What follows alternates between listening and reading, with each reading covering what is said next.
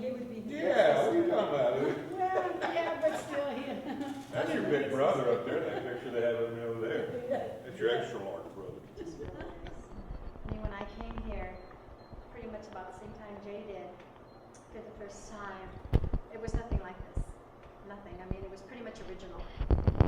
And to go into that phone booth and to walk on that stage was just something I never thought I'd ever experience.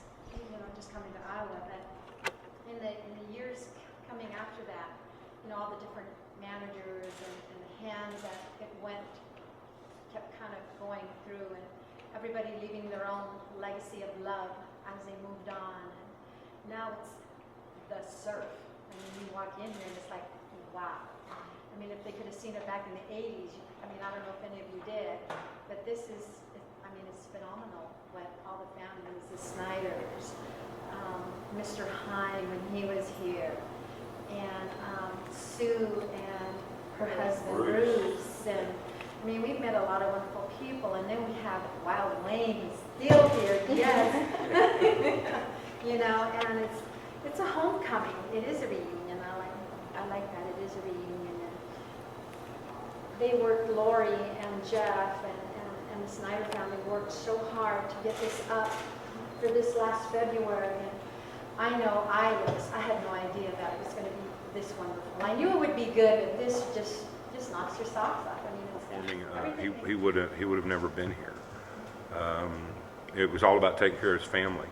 And I'll try to get through a story here that my father was in the service, and they used to do the soldiers' uniforms for 50 cents, press them or whatnot, you know. Well, my mother would do them for a quarter. And my mother told me the story about Dad coming in and going, when I get out of here,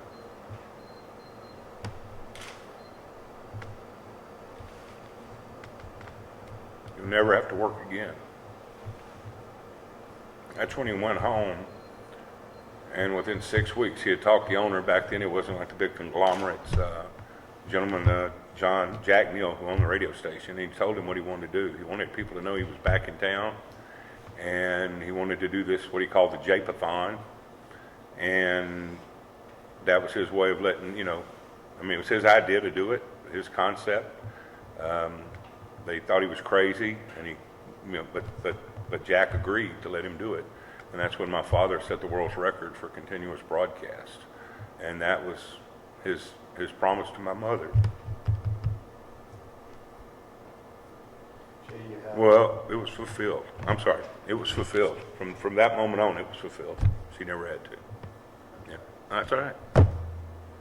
You have a receipt from your father's last hotel. Oh yeah. Well, you want to try to get me again?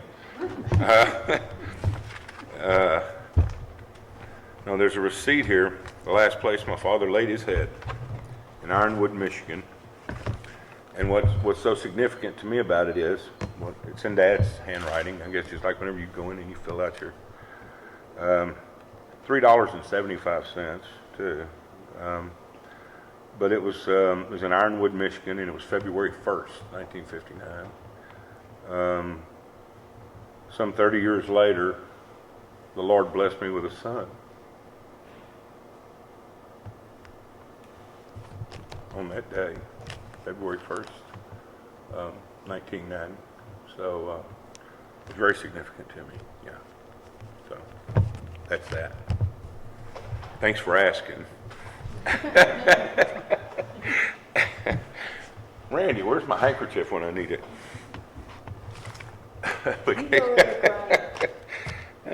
No, these are happy tears, but these are, there's just a lot of different things. There's a song that, and I don't know if you have one, we said that before. Here's his official promo photo from back then, which now you do have one, just in case you didn't. That's a flat top haircut he's wearing? Yeah, and I remember I had hair like that when I first came here. Matter of fact, we have and I might let you display one of these, a gold record company. They put together a gold record, and y'all may have it too, the one, was supposedly Dad's picture, Buddy's picture. It's February 3rd. You get some of those? Okay. Okay.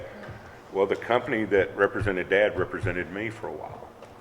And they asked for a picture of J.P. Richardson. This record company was going to make 5,000 of them, numbered 1 through 5,000.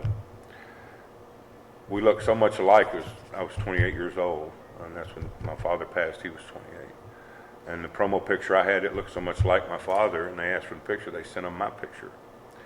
I get a call from this company, and they say, look, we'd like to send you some artwork and get your approval because we'd like to do this, so-and-so and so-and-so. Well, they sent it to me, and I looked at it, and I said, well, it looks great. I said, the only problem is, I said, that's my picture, not my father's. And they were acting like they were waiting for my approval before they pressed them. Well, they had already pressed the 5,000 of them. Yeah, that's why today, they're probably more collectible. Now they really will be, now that people know this. Because it's something they'd asked me a few days afterwards. They said, we'll have to get back to you. And they got back to me and said, well, we have a little problem here. We've already pressed them. And could you kind of not say anything? I said, well, that's going to cost you a little more. But no, I didn't. So anyway, there are 5,000 of these gold records that are commemorative, and they're February 3rd, commemorative Day the Music Died albums that have my picture and not Dad's. There's another one of these tabloid magazines that talks about an airplane that lands every year somewhere around the world and it names all of the deceased stars, and they get off a plane and throw an impromptu concert in one of these tabloids. Well, they have my picture in there too. Not Dad. So I mean, that's how much. Yeah, we look. I tell people, people look at me now and they go, "Oh, you look so much like your dad." Now, had Dad lived to be 52, he'd probably look like this. Yeah, that's what I used to look like. Yeah. We have a telegram from Elvis Presley. This is a copy because I told Jeff I didn't trust him with the original. But a telegram from Colonel Parker and condolence and PFC, Elvis Presley at the time. I don't know. I guess there's plenty of things. There's some local things here from the Ward Funeral Home that handled my father's body after the fact, and then there was Dr. Smiley, who was the acting coroner at the time. Some handwritten and typed letters and notes and things of that sort that are here, and I have some dice, as I was telling Jeff, that I want to bring and have them displayed because my dad carried them with him, and they played craps on the bus, and Waylon told a story about it, and Tommy Alsop told a story, and now we have photographs that surfaced a couple of years ago of them actually doing it, and I have 2 sets of dice that, like I said, they were found in the field. When I was given Dad's watch, I was given these dice back in '88. And there are 2 sets of them, so we'd like to get 1 set here, for them to display here, kind of bring them home again, so to speak. You have his watch on display in the museum? Yes. Yes. Well, we are truly honored that you allow us to display this stuff. We feel bad that we don't have it ready to display now, but we got it a week ago. But Yeah. we will. Well, I expect you to do big things with this, so I didn't want you to hurry. Lori's going to work you. Okay? No. And like I say, now, what better place? People should enjoy. I still have a museum in my home. For someone that didn't have, like I was talking earlier, I did not have an album of my father's when I was 28 years old. I didn't even have an album, much less a photograph or anything. I told the story earlier, but when I was in the 3rd grade, I had an album of my father's I brought to show and tell. A kid tripped me and it broke. I beat the hell out of it. We're still friends today and still, remember, from the 3rd grade, remember this. But when I was 28 and I came here to Iowa, and news got back to Beaumont and here, and it was, I guess, coverage around the country. And someone called and says, well, I know where this is, or where this might be and that might be. And then I started really digging and digging and digging, and then I've ended up, this is the third museum, actual museum, not counting my home, where I have, I don't know how many items total here listed, but they're probably close to 30. But over 30 items in the other two museums, and plus these, and like I say, what I have at my house. And I did not have one record of his 23 years ago. So I think we've done pretty good since then. Yeah, trying to bring it all together. I've got a question about Richie's guitar. Tell us about his guitar and your memories of him first playing guitar. And is there significance in the green or? Richie's started playing an acoustic guitar, but then he went to electric. And they bought his little Harmony. I think Mama said they bought it at a pawn shop. And when Harmony first made the guitars, they were a bronze or a black. And Richie was, he had a wood shopping class, he had a wood shop class in high school, and the color of the day was the green. And in fact, our good friend Pat Warting used to build guitars, and he was able to send them a chip of paint or match it as close as he could to the chip he had so that they could produce this color. So what Richie did, he took his bronze guitar to wood shop, sanded it, sprayed it, and green. So this is why this is the Richie Valens signature series. And they also offered them in black and the bronze color, but the neat thing was when Pat got a hold of the original guitar, he wanted to, kind of fix it and, restore it because it was in pretty bad shape. He actually found a thumbprint because Richie had a gig that weekend and the guitar wasn't totally dry, but he had to put it together because that's the only guitar he had. So in trying to be careful and holding it, there was a thumbprint. What is that? The neck. And then there was another one down here. And Pat was real careful not to touch those. So when Harmony decided to do the guitar, of course they did the green to offer it as the signature series. And that guitar is where now? That guitar is now in the Grammy Museum. Did you get a chance? The Grammy Museum in Los Angeles has that guitar housed. And they throw a heck of a party too. But you know what? That weekend too, that just was Michael Jackson's funeral. Yeah. Over there, we did. Oh, that's right. Yeah. It was the 4th of 2 years July, ago, yep. it was going to be a Richie Valens Day in LA. It was July 3rd, and Jay came up, and John Mueller and all the guys were there, and everybody was there. You talked about Michael. Yeah, and they actually had to preempt our event. They moved it to 11 because the Jacksons were going to do a big press conference Which there. where the LA Lakers played was right Yeah, there. right at the the Staples Grammy Center, place, yeah. Right there by the Staples Center. Yeah. Right across the street. So that was a pretty awesome day to have that place there along with some other pieces at the Grammy Museum. What's that? He dressed weird. Yeah, I know. Sally. No, we were there for some kind of monster thing too. They were like, they weren't but there it for was- Oh yeah, they were there. there for Icon or Yeah. Comic-Con. Oh, was that Comic-Con it? was there. No, Yeah. they were cool people, but they were Yeah. just Everybody really Some was weird. I comic got to see it, yeah. comic book, Yeah, big huge yeah, convention. Yeah. Yes, Oh, it was yeah. amazing. So we were sitting out and having lunch and all these costumes. I mean, it's pretty amazing. Somebody said, you want to go to Hollywood Boulevard? I said, why? I mean, look what we got. I know, you don't have to go. Yeah, we don't have to go anywhere. Pull up a Yeah, chair, and so it was grab a beer. Richie's first electric guitar. Excuse me, I don't think I've ever asked you this in all the years I've met you, but can you share your feelings about how Lieutenant Phillips portrayed your brother in Bamba? During the R. Valenzuela production company, they were looking for somebody to play Richie and somebody to play Bob. And they were coming up to about 2 weeks before filming was supposed to start. Still hadn't found anybody.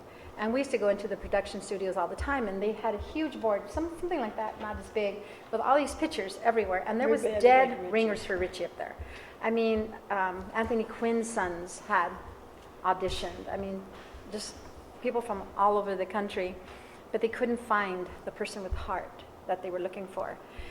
And finally, here comes this unknown, or relatively unknown, kid from Texas, Anisai Morales. He's Puerto Rican. And there was a lot of drama about Richie was Hispanic Indian. Why are they getting some Filipino, Indian, a white guy to play his role? That had nothing to do with who my brother was. He was about music. He was about heart. He was about charisma. He was driven. And the neat thing is that when they put him in front of the camera to do the screen test, Isai Morales was there to play Richie. And Lou Diamond Phillips was there to play Bob. And they did it, and it didn't work. And I don't know who it was in the room, but somebody said, switch them. Switch them. So they had Lou read Richie's lines, and Isai read Bob's lines, and it was like magic. And everybody knew at that moment they found the guys. And it was. I remember Irma and I walking in Hollister, where I live now, at Bumpy Pachetti's ranch. And there was pallets, and it was a movie set. And her and I were like walking, just like almost afraid to see who he was going to be. And we both kind of glanced over at some pallets where Lou was sitting. And I looked at Irma, and she looked at me, and we both went, that's him. Yeah. We knew. He had the little red scarf on his head. We knew it was him. Rolled up. And that was another bonding experience, because he called us sis.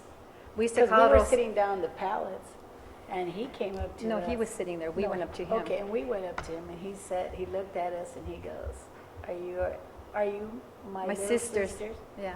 And we started crying. He started crying. Lou's done a lot of crying with us. Yeah. So, yeah, it was real. It was hard. And my mom said of Isai Morales, where did you find Bob? That's Where what did she you said. find Bob? Eastside was exactly like my brother Bob. Well, you don't have to use my story, but I'm gonna tell you, when I brought you to Beaumont, okay, and I'm sitting in the adult section of the restaurant with Bob, and In the we were bar. having a libation, yes. And I said, come on, Bob. I said, really? I said, how were I said, really? That bad a guy? He goes, brother, they were kind. Yeah, that's what he said. He goes, I was worse than that. Yeah, they made me I mean, look They good. made me look That's good. what I remember, yeah. That's what he They made me said. look They good. made me look good. Yeah, he made me look good. So, does that answer your question? I'm sorry, is that your way?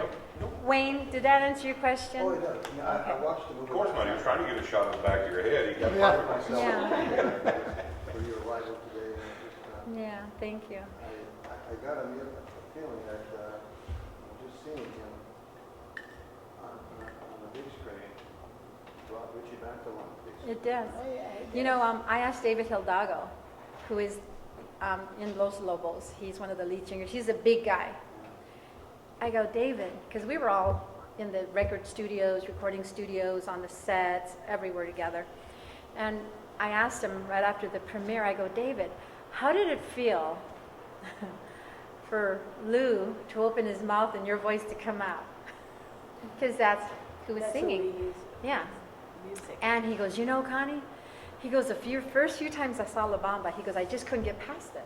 He goes, I would just remember where we were, what we were doing, what happened that night. He goes, the night we did We Belong Together. Well, we belong together. And he goes, and it kept getting later and later, and my voice kept getting hoarser and hoarser. He goes, Richie was 17. He goes, I'm a man. He goes, and I wanted to get it right. So we had to stop, take a break, and they went to the liquor store. He came back, warmed him up, and they were able to finish the set. He goes, but every song I heard him sing, or I sang, because, he goes, I remembered what had happened to get that song recorded. And so, the lives of the father and the husband and the brother have touched so many lives that we won't ever know how far wide, this music has like veins just spread everywhere, even to 7 countries outside of the United States. And we could probably sit here and tell lots of stories. How about? Well, yeah, I couldn't say how big my royalty checks were, but the last statement I got was, when you talk about 7 countries, you were talking about that came here from 50. It's probably 50 countries listed and that's just where they report. You know, they don't report everywhere. Everywhere. Yeah. I mean, I forget what country, but I had one where 1 cent. They take the time to fill. You know, you get on this paperwork about that thing. And, you know, listen, I forget what country it was. But so it's far-reaching, no doubt about it. I The mean, roots, that's a places you better wouldn't word, even the think roots. of. Yes. Yeah, that The they roots. listen to this music. Yeah. Connie, Donna today, where's she and when she's coming out? You know, Donna's wonderful. This is real difficult for her. And although she's always been real gracious and done our shows, sometimes it's just too much. And but she's in the Sacramento area. She's still gainfully employed. She works for a mortgage company that she manages.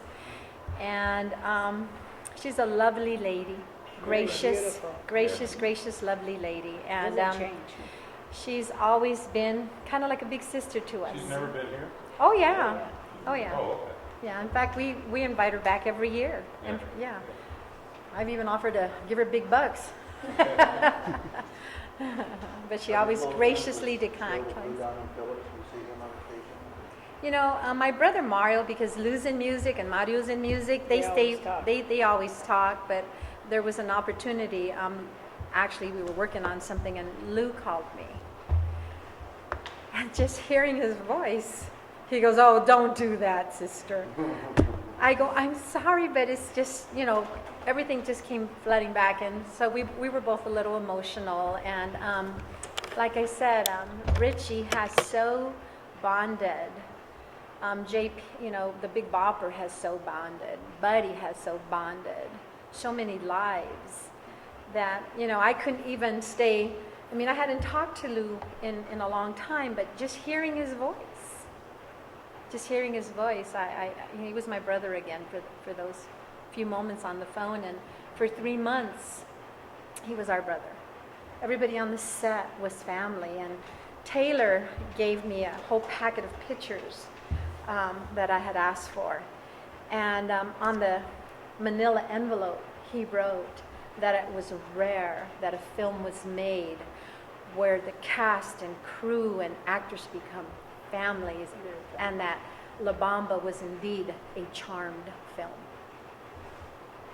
And I saved it. I saved it. And because I knew that at that moment it touched my heart like the movie touched my life, but I knew that in time this would be something that I would like to, you know, leave so that others could enjoy it.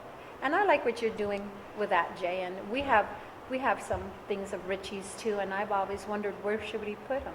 And like you said, this is home. Yeah. So you We're better not make taking another it with case. us either. Yeah. Yeah, you better get another case ready. So order a duplicate. Yeah. Don't tell my wife that. She got me cleaning the garage. Yeah, I mean, she was one of the happiest people to start seeing me going through things, and you know, Yeah. this is my corner. Leave it alone. We're almost Yeah. up there. I hate when they straighten up. You can't find the dang thing. You know. Yeah, I know where everything is. It can be scattered everywhere, but I can go reach right there. Yeah, they straighten it up. You don't know where anything is.